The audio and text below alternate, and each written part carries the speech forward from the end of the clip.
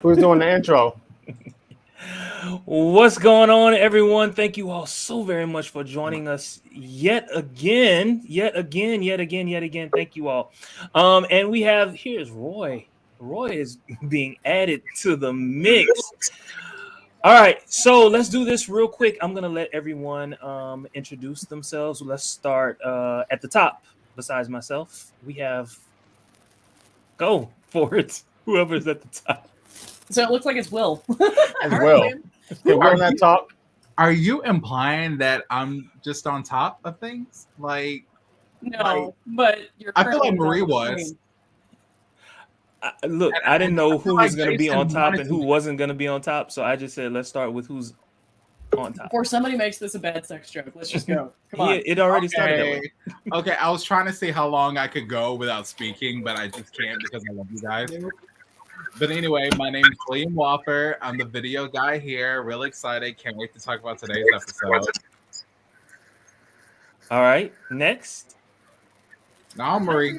I am Marie Brownhill, obviously from Trevor's Delight, but also from Game Industry News. Let's go with Jason. Jason's right here. I guess I've been on the show for a couple months now. Happy to be here again. And let's talk about some Trek. And last but certainly not least, Roy. Hey, Roy from sunny California, lifelong Trekker. So let's talk Star Trek. All right, so let's get into it. What we're gonna do is we are going to show the intro and then go straight into a recap.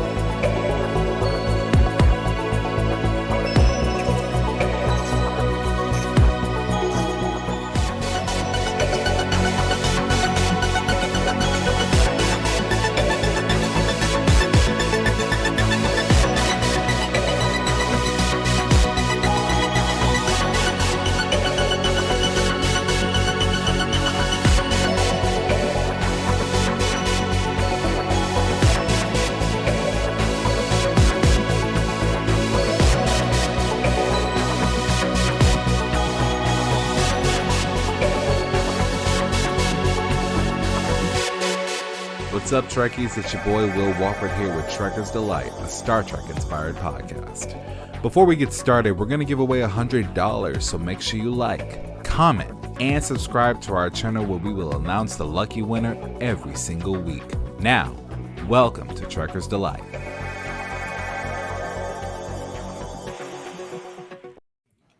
This is a recap of Strange New Worlds: Children of the Comet. We start off learning about Cadet Uhura's past and her current designs within Starfleet in a heartfelt moment of candor, something Pike respects. Later, Enterprise realizes a comet is on course to run into an M-class planet with a pre-warp civilization. When Enterprise attempts to destroy the comet, its shields protect it. The crew believes a civilization is within the comet. Realizing they're able to beam down, they find an egg with markings on it inside the comet. As Lieutenant Kirk steps closer to investigate, the egg attacks him and he momentarily loses consciousness. The shields of the comet go back up, and they cannot beam back to the Enterprise. Spock surmises Uhura may be the key to their escape. While attempting to destroy the comet's shields, an alien ship attacks Enterprise. The shepherds escort the Imhamit. The Imhamit are one of the ancient arbiters of life. The shepherds claim they will destroy Enterprise if the crew attempts to intervene again. The shepherds, knowing the landing party has gone to the comet, are confident they will die on the Imhamit, and if the Enterprise attempts to rescue them, it will be considered an act of war. After a pep talk from Spock, Uhura began humming. They realize the music is how the egg communicates, which allows Enterprise to bring the landing party back. The shepherds attack them. Understanding they won't have enough time to devise a response to the egg, they instead have Spock fly a shuttle, which would alter the course of the comet, avoiding a collision with the planet. All right. All right. Now and then, intermittently, we have Roy. So we're gonna try to weave him in as best we can whenever we have him. Let's get started, y'all. Let's get started. Yeah. Hey, On- I just want to say Oh, that yeah. this is the most backstory and dialogue Uhura has had in one episode Ever. than the entire Ever. TOS series whatsoever. I just want to start off and laying that out, and I enjoyed. I could talk more about that. I'm just gonna lay that out there at first. Well, you started. Go with it. Oh, I mean, okay. First of all, I like her. She's very cute. She's very pretty. I like how they have her as a cadet and they're showing that she's a cadet. She's unsure, even though she's brilliant. Um, she's kind of like Hoshi Sato in a way, where she's really good at her job, uh, but she's not sure of herself. Of course, she doesn't want to take the lead on anything because she's new. Why would anybody listen to her? She's not expecting to actually give advice or to be listened to. Um, but hats off to first Hoshi Sato and Enterprise for having the communications officer be a linguistics person, and then also J.J. Abrams, but we won't talk about that. But We can't talk about the dark side. yeah, I just want to say that I like her character. She seems like she's new, fresh person, learning new things, learning to get into her job, which is on the Enterprise, which is serious shit. It's like you're on the Enterprise, you got here, you go to work, basically. Yeah. But you know what? You did bring up something, Jason, and I got to talk about it, right? So, and the reason I have to talk about it is basically because it's the movies, right? And we know that Spock and Uhura are, they're a couple in the movies at least. But their moments in this particular episode are just a little bit electric. It's kind of like, wait a minute, what's going on here? And I just, I guess my general question is: do you think the writers will entertain some type of attraction between these two characters, if for nothing else, it's like an admiration for each other's skills? I hope it doesn't admiration turn. for each other's skills. I'm not really persuaded that we're going to get a romantic connection because this is a profoundly awkward Spock, guys. If the Spock in TOS can be said to be suave, this guy is very far away from that. He's brash. Well, hold up. I don't know. In episode 1, we see him, about to have sex. I know, I'm aware, but I also want to point out that the entire and I don't know if this got discussed the last one. And yes, Michael, I'm 100% behind this Nurse Chapel taking over because she made the best joke in this episode. But anyway, we'll get to that. We'll get to that in a minute because I can't let a sex joke pass. I just can't. Well, that's the problem with the Uhura and the JJ series movies, is that her only substance was her arguing with Spock. Their banter back and forth. She still didn't have any story. There was nothing about her going on. No, I mean anything that was going on with her is about her and Spock. It was like, oh, that's so cool. It's not really wasn't. So I really hope they don't take that route in this episode, and they just keep. There's a lot of depth that they can explore with each of these characters without making them go num num. I really like the idea of a mentorship situation. I like that a lot as a concept where, shockingly, it is possible to have a male-female mentorship relationship that doesn't turn into romance or sex of any kind. I think that's pretty legit. I also want to point out... Somebody's speakers are back by... I know. I also want to point out that in the first episode, T'Pring is the one who controls that entire sequence, not Spock. So when we talk about Spock getting jiggy with it in episode 1, that's T'Pring, guys. That's T'Pring. Right. Are you having a moment, William? I'm really confused. I think he has a lot to say. William? I'm just waiting my turn. It's your turn. Go ahead, bro. Okay, that scene in the first episode was so fucking hot. I was just mad that I wasn't there. Like, I just want to get that out the way. I couldn't say that in the last episode because we had too much to talk about. But yeah, I don't give a fuck what anyone says. You know, I'm sorry, YouTube. I know they're gonna bleep me out, and that's fine. But yo, Spock is Spock. Like, I mean, you know, Leonard Nimoy. I think Jason's eyes are gonna fall out of his head with the shrimp. I'm serious. Right now. I'm so serious. First of all, you did mention that on the last episode. He did. I was Don't like, say does he sorry, I not didn't mention it remember? last episode. You did mention it last episode. What I say last episode? What I say? I don't know. I don't remember words. Ask my girlfriend. How you gonna tell me what I said last episode? You can't even tell me what I said. Because I remember we had a conversation when you were talking about Ethan Peck with his shirt off. Well, all I gotta say is just, Ethan Peck got pecs, okay, right. And he can get pecked. But anyway, the point is, oh god, okay. But for real though, I really enjoyed today's episode because you're right. It did give us some backstory into Uhura that we never really knew. We knew where she was from. Like we probably might have had a hint at how many languages she spoke or could interpret. Like we have a lot of backstory now, and it is interesting to see this mentor-mentee relationship between Spock and Uhura. Okay, I got you. And I'm like, okay, this is different. This is very different. As if what would happen. He'll be back. As if what would happen if this were a whole nother universe, which is the Prime universe. So you actually get to find out what did happen before the Kelvin timeline came into effect. You know what I'm saying? But oh my word, what you get? Now, what's fantastic about it is I gotta tell you, like most of that title isn't actually showing up for us. It's actually showing us the Disco Prize Bridge. Yeah. And I'm so sorry about that. But look, so this is a book that I read. I was in high school, y'all. It's called The Tears of the Singers, and everything that they mentioned in today's episode came up during this particular book.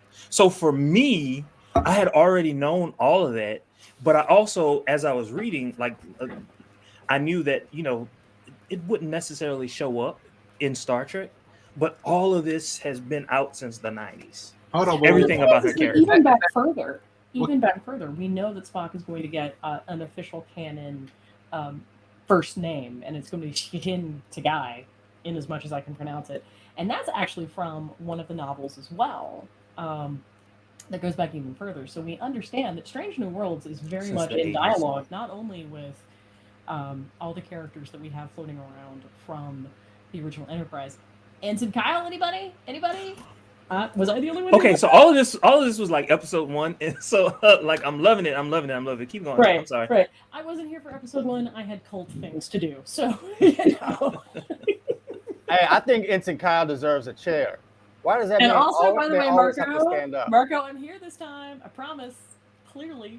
I'm like George Costanza. Like, why does that man have to stand up all day? Marco tried to make us talk mess about you, Marie. Did he? Yeah, it wasn't good. But we didn't fall for it. Mm-hmm. Yeah, we didn't fall for it. We won't fall for it. No, because we love Marie. She is the queen and the only queen. Right. Well, not really. Not the only queen on this show, anyway. But like. Okay. All right. So speaking of queens,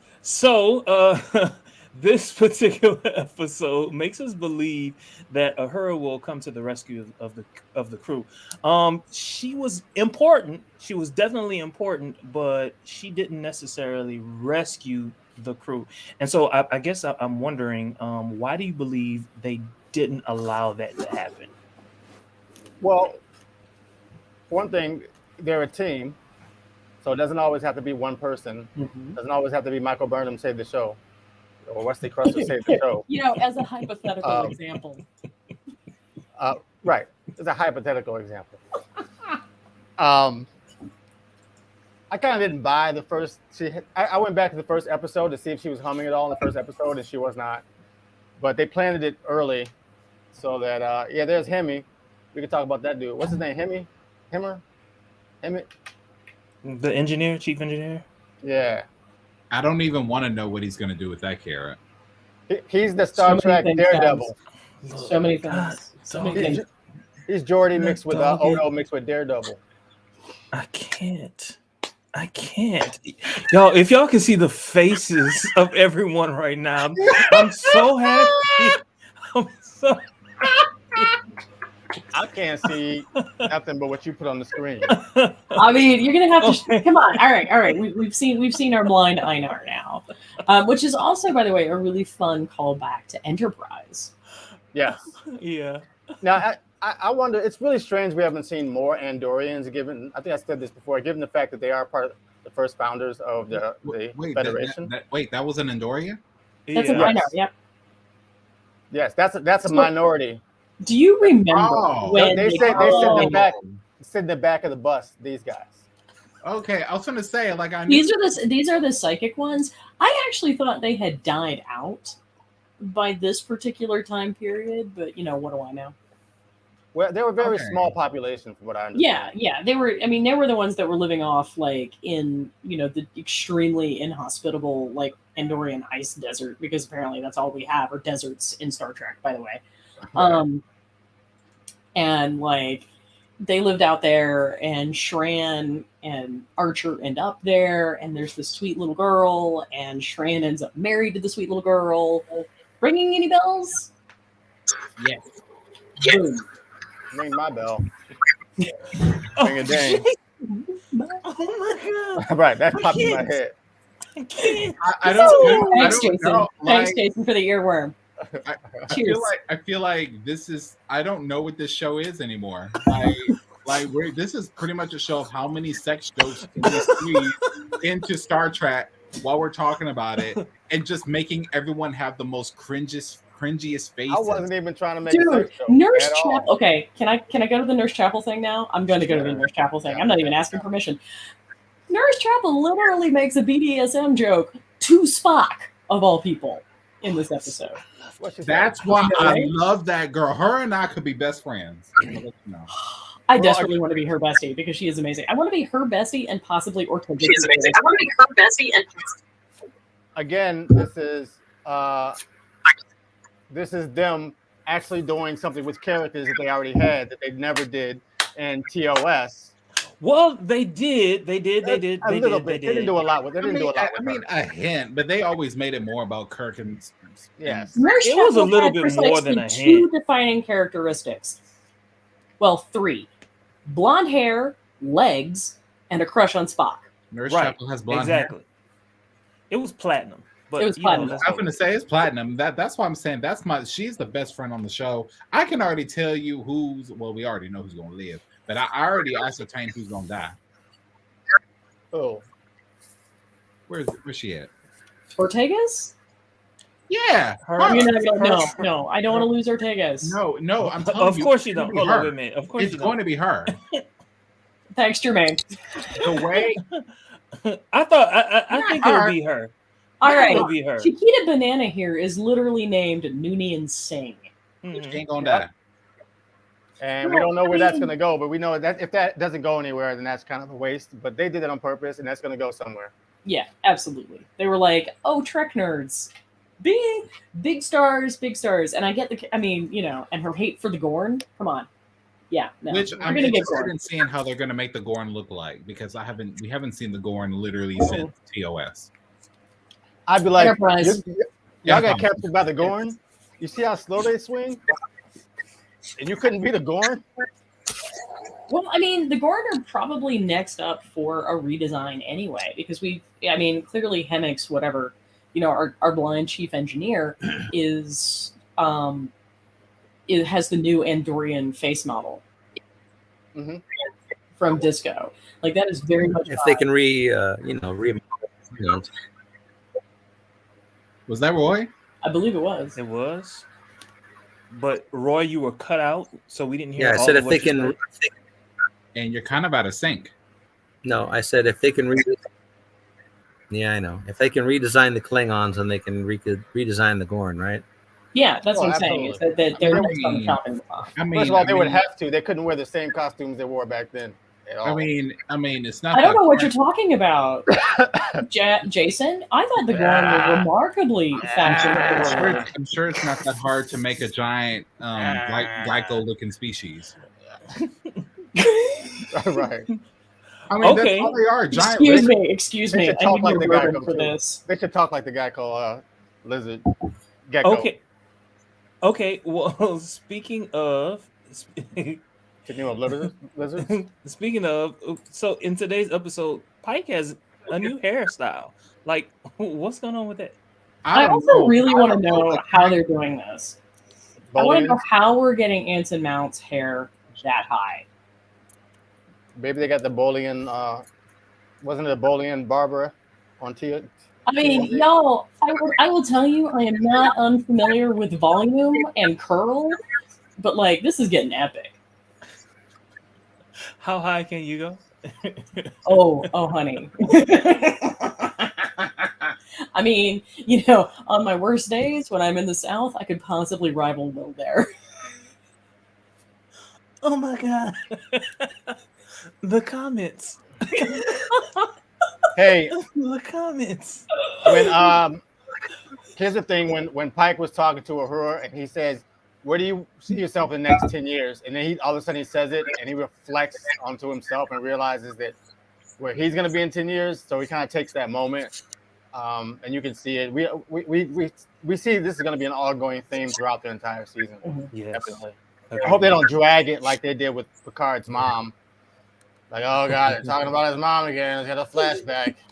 Well, so that was so bad. That was so mm. so when I was doing some research for my Trek news or whatever, so what I found out was no, Strange New Worlds is not going to be serialized. However, we are going to see some repeating themes, and I think that this is going to be one of those repeating themes.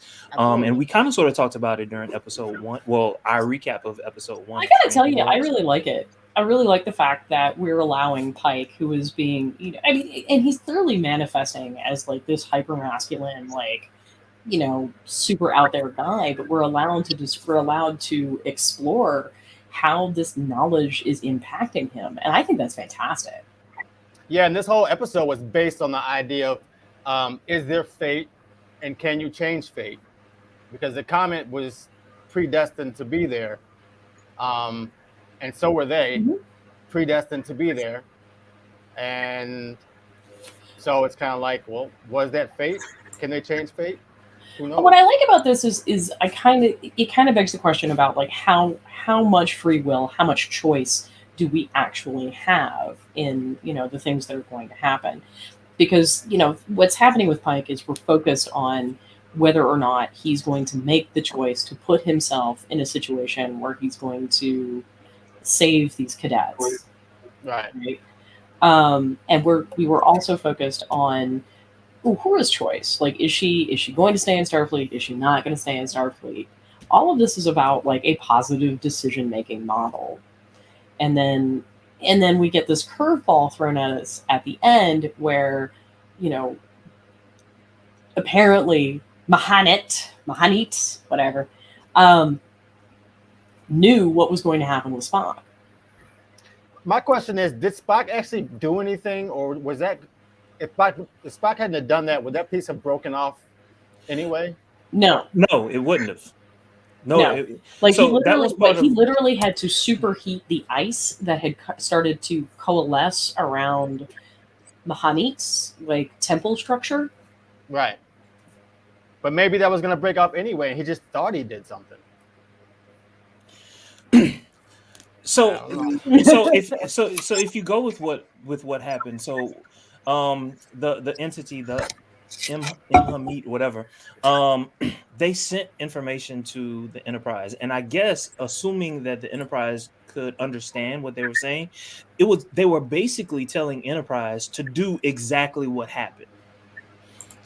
But was that what they were doing? They didn't understand what they were saying. They didn't have enough time to interpret it, but that's exactly what happened. And so it makes you believe, is this a time paradox where it's a self-fulfilling prophecy? Do we think the shepherds knew anything about this? The shepherds had an idea of what was going on? No, not at all. He said in that particular episode, we've lost contact with them, centuries ago. We don't communicate with them. We simply follow. We're their protector, basically. Right, but they see what happens with these things. They see what happened, but they don't. Yeah, They don't know. absolutely. They don't know It- what's going to happen. Maybe they were created by the sphere data. Did You know what I thought? get a weird sense that the shepherd's face was animatronic? I had the sense that he looked like a descendant of E.T.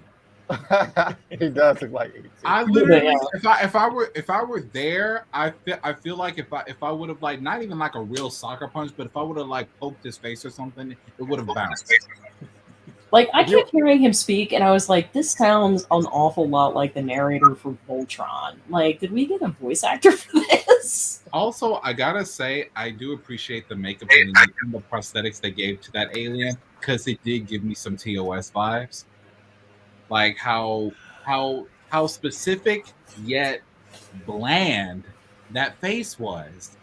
It's like specific to our century, to what we see on television, but it was so bland and straightforward. And the way they filmed him was like the way from the chest up, like they did in TOS. And I was like, okay, so there's a lot of parallels here and there. Like, what would a modern TOS look like? And I appreciate that. So I didn't have any complaints. I like the way they did because big old alien eyes, typical alien shit.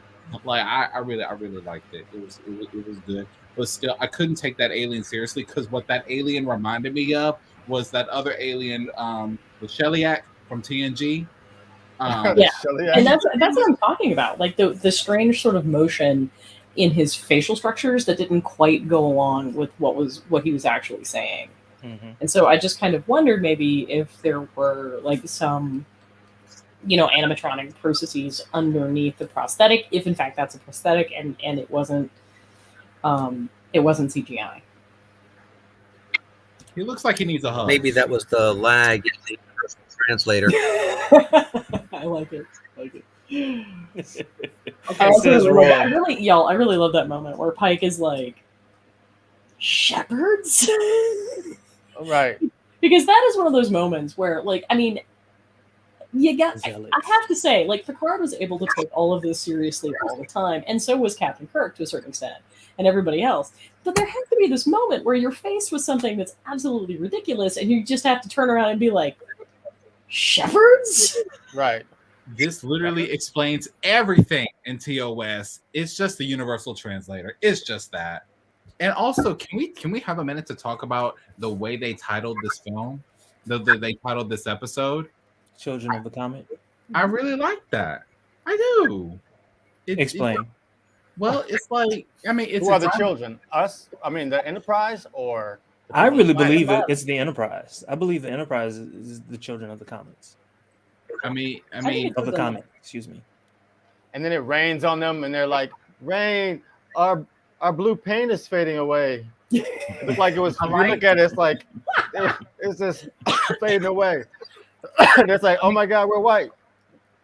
Anyway. I mean, other Star Trek shows have specific episode titles, whereas TOS and the first 2 seasons of TNG, and now what seems to be Strange New Worlds, it's like very vague titles open to metaphoric, parabolic interpretations, and I like that. I do. Speaking of TOS and the TOS link, I felt kind of bad for Sam Kirk because he gets zapped. I mean, I guess it's better than dying by face hugger, but like the dude wasn't even wearing a red shirt. I'm like, come on. Yeah, he wasn't unconscious, Jermaine. He was pretty much dead for a second. His heart was stopped and everything. Right, but we just happened to have like the amazing defibrillator setting, and I really loved that because I was just kind of like, well, why wouldn't they? Why wouldn't they have that? They should have that. That made perfect sense to me. Favorite quote? But we knew he wasn't going to die because we know he dies on the flying slug planet. What? So yeah, no, he dies in Annihilation Earth. Actually, like he and his wife O'Reilly die. Sammy Cook. Sammy. Sam Kirk. Sammy. How is Sam related to James again? Brother. Older brother. Mm-hmm. He had a brother? Mm-hmm. Check your trick. Roy. He said that his favorite quote from Spock to Uhura, if this is not your path, you might want to consider making way for someone else who wants to walk it. Right. It, that's a good way of saying, well, move along, bitch. Yeah, like why the fuck you here? Like, Oh, I'm like, okay, but why are you here? You know what? I don't know. I don't know necessarily if that was the intent behind the comment. I think oh, what I he don't was think it really was. trying to Nah, say it was wasn't. that hey, look, perhaps that wasn't the right place to make that comment because hey, look, we love Star Trek and not Star Trek. We love Starfleet, and because we do, hearing Starfleet. that from someone else, it makes us doubt whether or not you're really into it in the way that we're into it, and can we really trust you? Well, it wasn't even about trust or anything. From Spock's perspective, it was just fine line, plain and simple. It wasn't meant any sort of way. It wasn't made to make her feel bad. It was just absolutely to the fact with like, and that's what Spock would do. Anybody Yeah, else would try like to if beat you are around the bush. miserable here, like if you are Yes. miserable here, there are several thousand candidates that would be ecstatic to be here and are going to be more enthusiastic and therefore more mission ready than you. Right. Right, everything that that I really just said. Well, we said it better. No, I think I think if we can't trust that your heart is in this, like are you going to give your all? Like, yeah, Right. you got Basically. here, yeah, you were Right. good, but are you always going to be good? Are you always going to be ready? And if you're not ready, then let's give it to someone else. Honestly, I'm not saying that she's clumsy or anything like that, but her story is kind of giving me Reginald Barkley vibes. Why is that? No. I don't think so. Hold on, Why? whoa. Hear me out. Okay. Like I said, I'm not saying she's clumsy. I'm not saying none of that. She doesn't have those characteristics. She's also not creepy. Of course What? not. You think Wait, Barkley's Reggie is not creepy. What? Reggie is creepy. Reggie Okay, literally made, Then like, Jordy a is creepy. holodeck Then sex Harry is program. creepy. They all creepy. Okay. Cork Made is a holodeck sex program of his commanding officers. Okay, that's beside the point. Okay, but what I'm trying to say is that like she is like if you really feel like you don't want to be in Starfleet, then why are you here? The same question, not put literally, but the same point was made to Reginald, like, or him having anxiety, her having anxiety, not wanting to go on away mission. You saw her face when that transporter turned on. You saw her face. That's because she's new. That's all. It's only because she's new. Okay. The first time we saw Barkley, he was new too. He wasn't new. The Oh, first yeah, time he we saw was. Barkley, he was not new to No, the They he made really a whole wasn't. episode about broccoli. No, he was Yeah, new to the TV show, but exactly. he wasn't new as far as Starfleet. He was an He had been officer. around a lot. He In was- fact, yeah, he was he should already have he was been an like a ensign. lieutenant commander or something even Yeah. higher. It was just because of his personality that he didn't Yeah. Yeah. Okay. Yeah. So he's always been in Starfleet. He's been in Starfleet not for a while. Not Yeah, always. no, but I mean he's probably just years epic before we saw him. creeper. And so they were all like, no. I got you. Okay, that So- makes sense to me. So we were talking about themes. Well, like one theme being Pike, him knowing his future. So I think that another theme is definitely going to be just first contact all the way around. I think we're going to see a lot of first contact in this show, and which brings us also to the Prime Directive. I think we're going to have to wrestle with over and over on this show, which As always. I feel like As always. they broke it at this point on this show. I feel a certain kind of way because in Discovery season 2, episode 2, he made a call for General Order 1 that I didn't like. And now he makes a call to save these people that changes their natural course of life. Well, I think if you go back and you look at TOS, Kirk is always doing the opposite of what we know to be the Prime Directive in Right. TNG. He's always doing that, and so it's Like, do you almost remember a piece logical of the to action? assume that Pike will do the same in Strange New Worlds. Like he literally sets it up so that the gangs pay the Federation tribute in a piece of the action. A Private Little War it features arming, independently, arming less technologically advanced species in sort of like this proxy war with the Klingons. So, did Pike actually break the Prime Directive on this particular episode? The Prime I Directive don't is wishy-washy and not solidified yet, so no. I mean, it is. but you mean by attempting to destroy the comet? Yes. I don't know if that applies. I don't know if that No, applies. because the I'm not that the comet itself is warp capable, but it is technologically sound that it would have a shield around it. So the Prime Directive only applies to pre-warp species. I agree, but they didn't know that. They didn't know that when they went to try and stop it the first time. They didn't know that it was a comet either.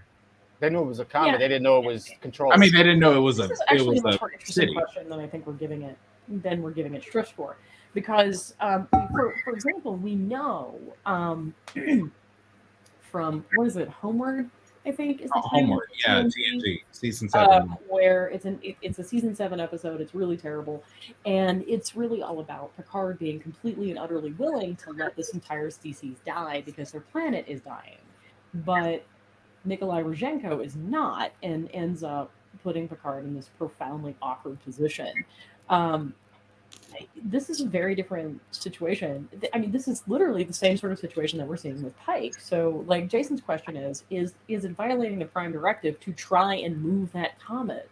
So, even before we know that it's the Hanit, is that interfering with the natural evolution of the species? I think there was another similar episode where Data and the little alien girl. Yeah, Sarjenka. It's exactly that same scenario. So when it comes to the Prime Directive, maybe this is so early that the Prime Directive hasn't been solidified that by the time we come to the 24th century, now you know it doesn't matter if a meteor is coming, you leave it alone. Like, right. Now to me, I'm sorry, Jason, go ahead. No, I was going to say, because if somebody had removed the asteroid coming towards Earth 65 million years ago to destroy the dinosaurs, we wouldn't be here now. Fair. And they've been around for millions of years already. And so somebody was like, oh, let's save these nice green things. Or because it's like let's take the Prime Directive and apply it to our Earth. If something would have removed that asteroid from 65 million years ago, that reptilian species that made it to the Delta Quadrant would have never left Earth. They would have never been there, and they would have been the ones ruling this planet. Right. Excuse me, I need to keep drinking on this front. Oh, and so they went to the planet was Persephone 3, or Persephone, as my uncle liked to say. They also went to Persephone 5 in a TNG episode. Roy, that is a good point. The one with that old man, and what was the name of it? I should have. Yeah, it's the one where he destroys like that entire species because it gets colonized. Is that the one you're talking about? Yeah. And he creates his wife. Are you talking about the Q on the planet that killed everyone because they killed his wife? Yeah, but we're not. No, that's not the one. That's not the one. I know what you're talking about. And okay. He was living there with his wife by himself and her. Yeah. Hold on. I think it was season 1.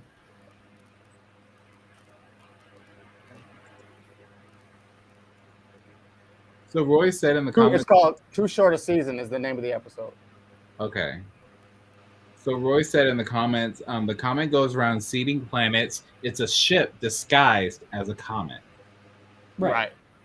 I thought that was really interesting because, I mean, even Earth was like a barren rock of lava and all that other stuff until water came into the mix. Yeah. I mean, and it looks like the same thing for this planet. Like Marie said, everything is a desert. Everything is a desert. Everything. I mean, it literally looked like the same species that killed Anakin Skywalker's mom. Like, well, maybe the water won't even help because if they've been to Persephone 5 and they've been to Persephone 3, Then and there's a Persephone 4. That's 3 planets within a habitable zone. So Persephone 3 has to be on the inner edge of the habitable zone. Habitable zone. No wonder it's so dry and barren. Yeah, I had to sit there and think about it for a second because like we literally have an entire species that has evolved to survive in these desert conditions. And I was sitting there thinking, if you change, Now they're drowning. yeah, like if you change their life, if you change the atmospheric content of their planet, that's going to cause massive climate change. That could be lethal. My thing, I was literally thinking as it was raining, like, what if H2O makes their skin melt?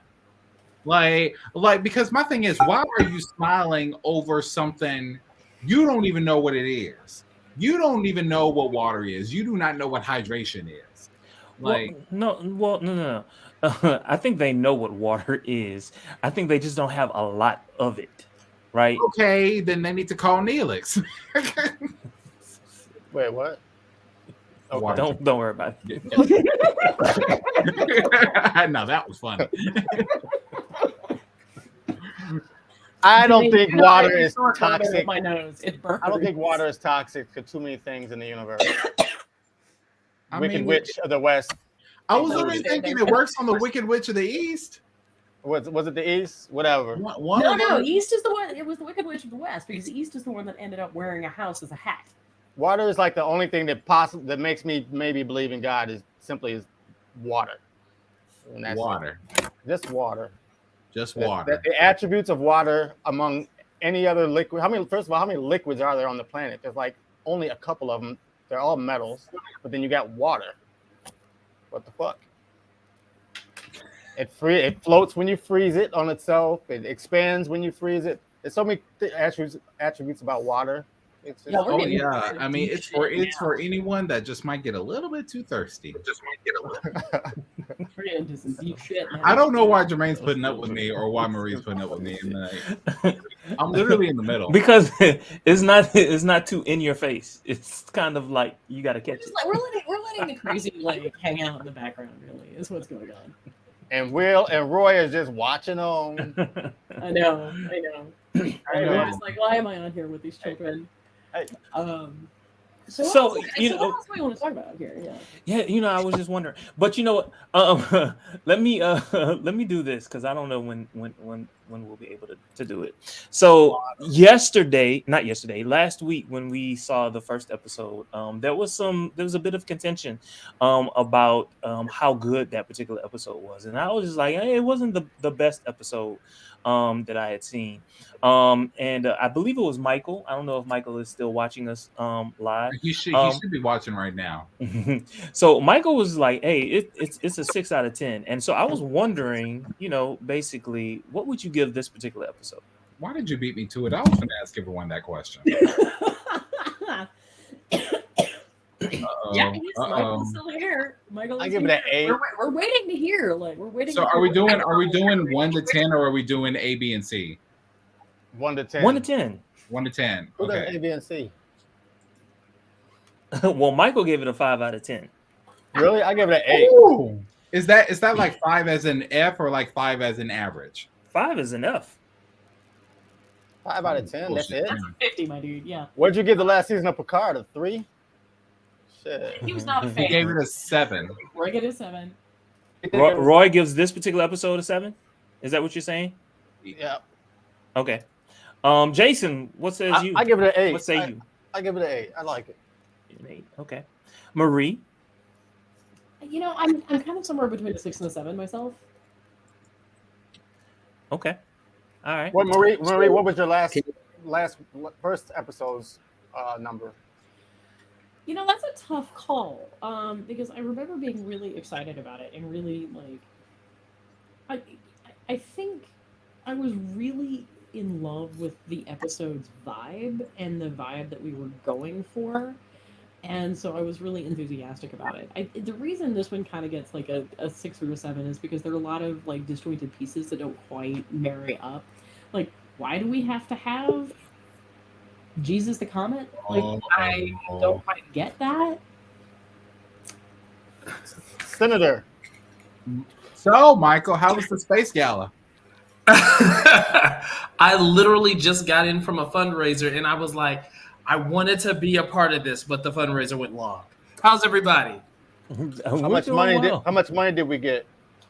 $525,000. We're supporting affordable housing across the Washington, D.C. metro area. Nice. Oh, he's so ooh, yeah, okay. So you can buy one big house for everybody. We are. Washington, D.C. metro We'll talk area, about my other like, projects you later. can maybe get like an apartment. How is everyone? It's Well. good. We were just giving our ratings, and Michael, what would you say you give? Well, this Michael, Strathmore, you already said your piece. Wow, really, Mike Strathmore? I'm sorry, the comment section is kind of blowing up. But anyway, Michael Greer, what would you give this particular episode today between 1 and 10, 10 being good and 0 being horrifying? I honestly would give this episode a solid 8. Okay, wow. And I believe that this was, again, a core Trek episode.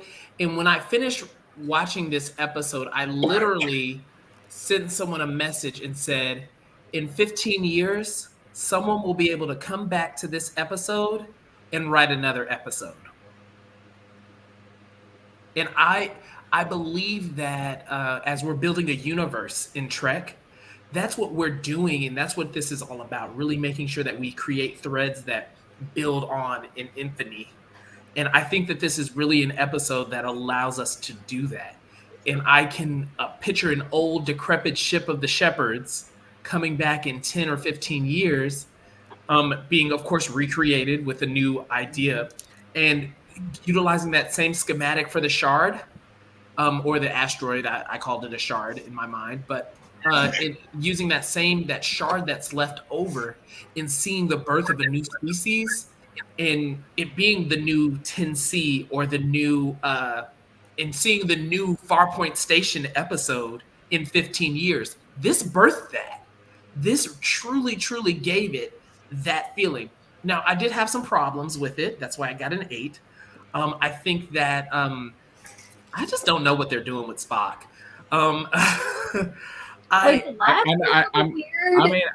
I know what I want to do. Came out of nowhere, and I was just like, "What? Okay, you do you."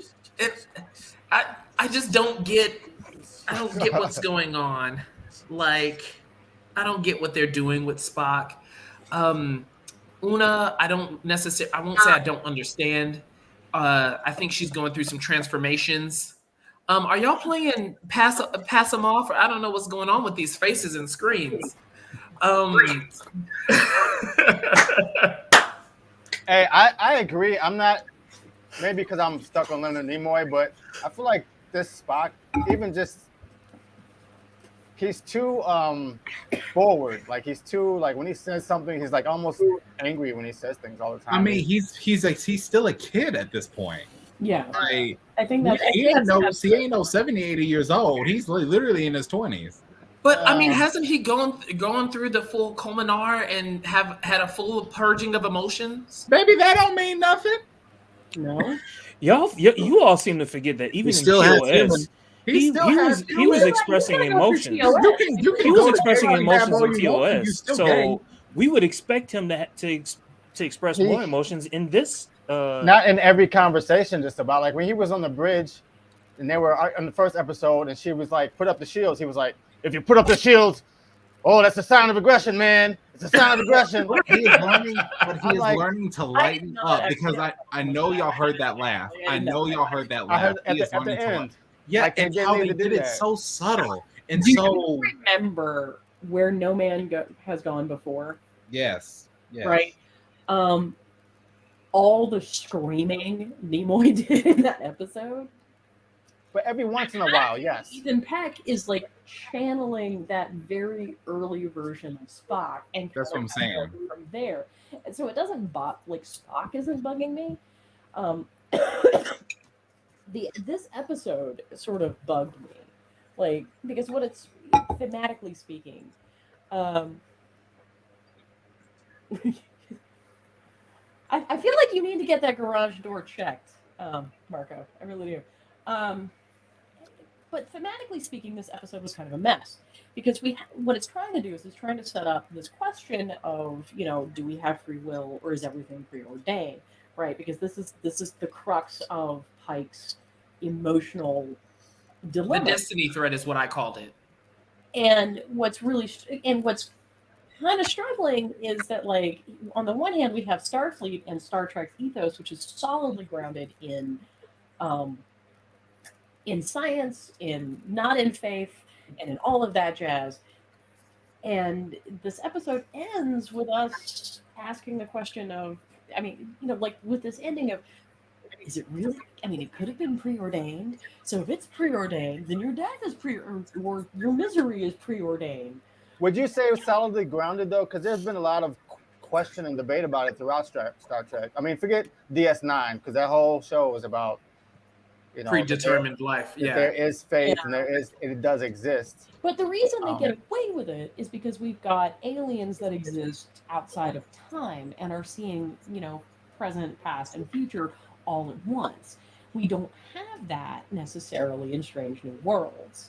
And maybe you do. You don't know who created this spaceship. We don't know who the big supernatural godlike alien is for Strange New Worlds yet. Every every Star Trek show has a version of a Q or a god. We haven't met one yet in Strange New Worlds.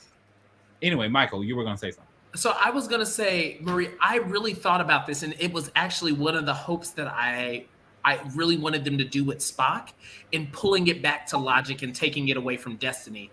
I really wanted them to say, Spock to be like his justification when they were standing in the ready room to say, well, the harmonics must have, the harmonics that the species was communicating with must have interacted either on not a telepathic level, but had a resonance effect within my brain to help essentially bringing in the whole thread of language and music and saying that the vibration. No, that would have been too beautiful. That would have been cool. That would have been actually cool if we've already. I wish that they would have said that but they set it up perfectly with the echoing. They set it up perfectly with the echoing of Uhura on the actual surface of the comet. Did anyone else get a charge out of that as a reference to Close Encounters? What reference? Music. Yeah, I got that. Oh yes, when I first heard it, yes. They actually pull like that same sort of 3-tone repetition at one point, and it's almost the same. I don't know if it's the same thing, but it's very close. It was very close. I haven't seen Close Encounters, but cool. Well, let me just tell you. Well, you're with a little whippersnapper. Like, you gotta really love some mashed potatoes to get through Close Encounters. Right. But to what Michael was saying, it would have been cool if while he was flying that ship, he heard some music over the screen, and then he just knew where to fly, and he said it in the end and been like, I just knew, I explained, I just knew where to fly when I heard the music. That would have been a nice tie-in. Except that wouldn't have played into this question of preordination, predestination. It would have set up a question. Free choice. It would have set up a question. Now, here's a question. Do they go back to the shepherds and tell them what happened? That sort of problematic scripting is why I gave it, 6 or 7. Do you think they should go back to the shepherds now and tell them what just happened? Oh, they don't go back. The shepherds again, because, no. I really like the idea of Mahani going off into space. We never see it again, because I like the idea that there are mysteries that we don't solve. 15 years. Starfleet would be all over that thing. So here's where I do agree with Michael in that we're going to see the Arbiter or one of the Arbiters of the universe again. Don't know when, I don't know which television show, but I know that we'll see it. And part of the reason why I say that is because, and Michael did kind of bring us there when he mentioned Species 10C, only in that it is very similar. This particular episode is very similar in how they communicate, the linguistic style of communication, and so I think that is something that we're going to see a little later. maybe not in this series, Strange New Worlds, but in some other series. I think that's important. And so, besides Marie, I think William, did you rate this particular episode? I didn't rate it yet. Can you please? I would definitely give it an 8 out of 10. But similar to everyone else's reasons, but for my biggest reason, I like the fact that where we've had the last 2 to 3 years of debating about what the next episode would be based on the last episode. For this one, we are definitely back to a episodic structure, and I really love that as a filmmaker. I love it. Like it makes me feel good that we don't have to speculate about next week. And they kept Pike's story so subtle because it is 10 years away. It is like. Right. So ain't no point in making a big deal. In 10 years, my dude. But Star Trek is big enough where you can do both. You can have one that's a whole series arc, and you can have one that's a whole just one episode at a time. Right. And can I say we did a lot of nice spaceship flying in this one that we've never really gotten before from the Enterprise through the, dodging the torpedoes and whatnot. She drove that ship a lot more. It was almost like the Defiant, Oh yes. Honestly, now I would. It's why she doesn't get to die, folks. Come on. Now, honestly, I would have given it a 9, but the animation and the maneuverability on some shots of the Enterprise were a little bit off to me. Just did not hold up. Yeah. I'm okay with that. It kind of, in some parts, it just did like this. Yeah, we forget that we are privileged to think that we can watch movie grade shit every single week. Honestly, they brought movie grade shit to Discovery and Picard. I'm saying we're getting spoiled. I just wish they had like. I might be spoiled, but I'm the baby here, so I can be spoiled. No. So Michael Strathmore has made the comment that like it sort of seemed like Pike was flirting with George Kirk over the porn stash.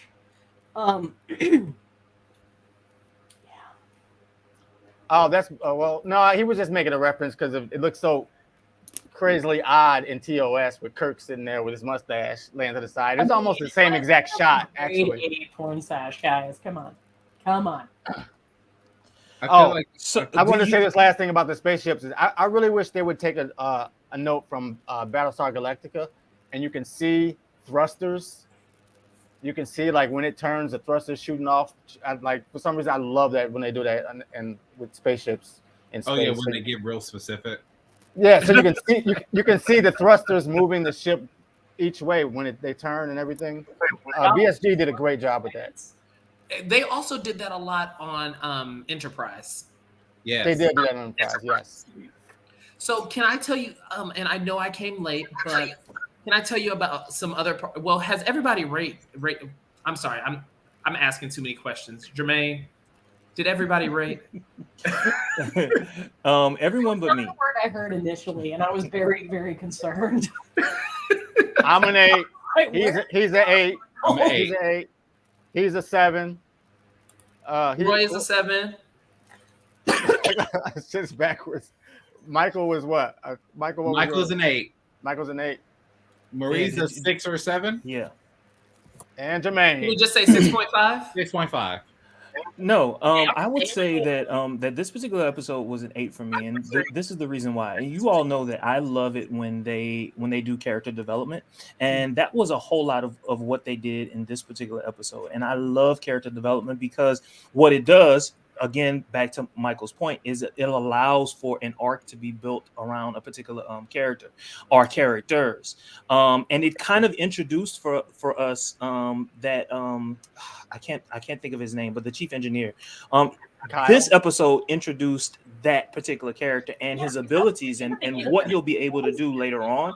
And so that's why I liked this particular episode as opposed to the first episode. The first episode for me was, hey, it's just an introductory episode and we're going to go and we're going to save these people. And that's it for what it is. But this episode for me did a whole lot more in setting things up for what we're going to see throughout this season. The first one was just kind of an introduction, though. You know, introduction to the show and the crew. Which is why I didn't like it. I didn't like it. This is what Roy said. He said Jonathan Frakes called the Star Trek franchise a cash cow in an interview 12 or so years ago. They have a huge budget to have those movie quality effects. This episode has a lot of Uhura backstory. Another reason why I gave it an 8. So yeah, no, I did. I have to admit, I do love the fact that we're getting like Uhura and Uhura's confidence established early. Thank you, Michael. I'm a big fan of that. Can I just what Hemmer was going to do with that carrot, y'all? Like, we've got 10 seconds. Michael, make it quick. I'll just say this again. I have learned more about the cast of the Enterprise than I have in all 4 seasons of Discovery about the Bridge Crew in just 2 episodes. And it is, again, J.J. Abrams should be drug out and shot for wasting these actors' time. I'm sorry. I said J.J. Abrams. My apologies. Alex I won't tell you about this evening, but it was a fun night. But Alex Kurtzman should be drug out and shot for wasting these actors' times. Like, he wasted their time, and we would be in love with every cast member of Discovery if they gave them a backstory.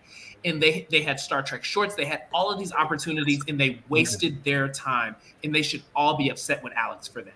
That's why I hated the story between Gray and Adira, because all this time I wanted more story on characters I've been seeing for the past 2 seasons, and now you just throw these 2 people at me, and you give this whole story about them, and I'm like, I won't lie to you, man. I didn't care. Like, I'm not saying I don't care about the metaphor. I didn't. Well, but let's just say as part of the community, I didn't care what they were trying to say. They did not give any type of closure or resolution or a Han Solo moment where Gray comes in at the end and I didn't want that. I wanted him off the show. It was enough. I actually agree with Jason. I actually agree with Jason. Yo, you wanted them off the show. We're over our I couldn't time. wait till Gray got We're here. over our time. Let's stay here. We'll record. It'll be like a post show recording or whatever. We can continue to talk, but we gotta go. We gotta go. And the Gray. We gotta go. Just Gray off the show.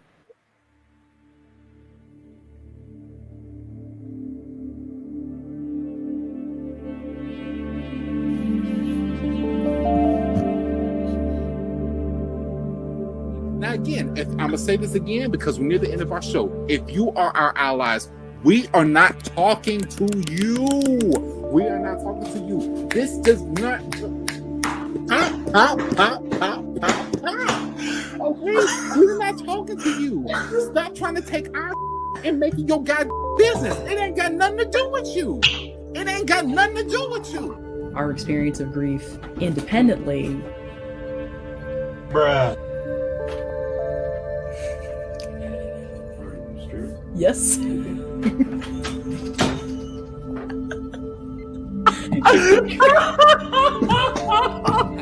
I love that they're in the comments. So much is like I'm just reading the comments. Yeah. They should have brought their child out. Such a good point, Will. God, that's such a good point. And he's really thought about it too. You should be here. William, get over here. I thought he had a girlfriend on Insta. It's been ages since I've mucked about, but. Okay, moving on. Let's move on. Yeah, we gotta move on.